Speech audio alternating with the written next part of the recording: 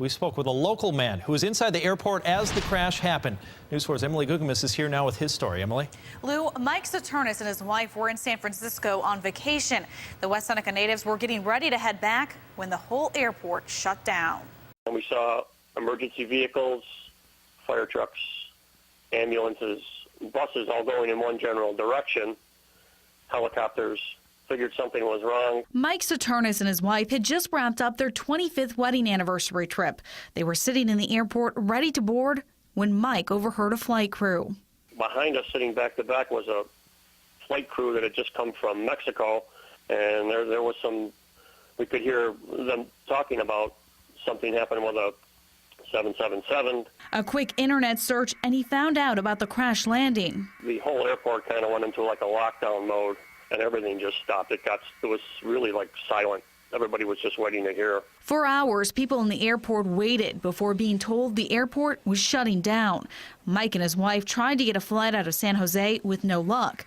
So they headed back to San Francisco, where they quickly realized they weren't going anywhere. My estimate is somewhere between 6,000 to 10,000 people standing in line with all different types of itineraries, places to try to get to. And Sunday, we began to hear from some of the survivors of the crash. One passenger describing the moment of impact. I just knew we were going to have a crash, and I thought I was going to die.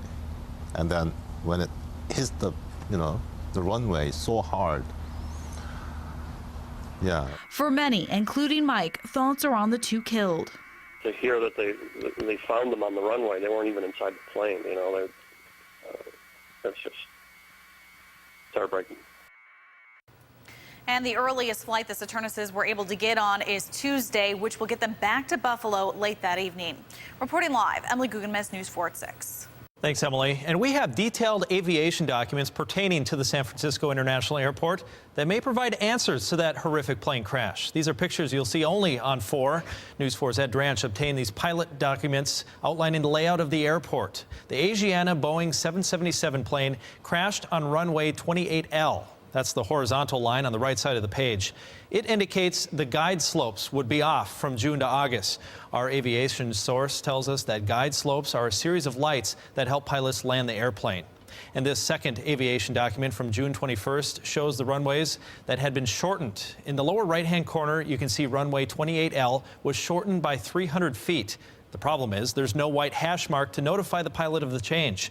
Each commercial airline pilot is required to carry the documents with them and study them before each flight. This is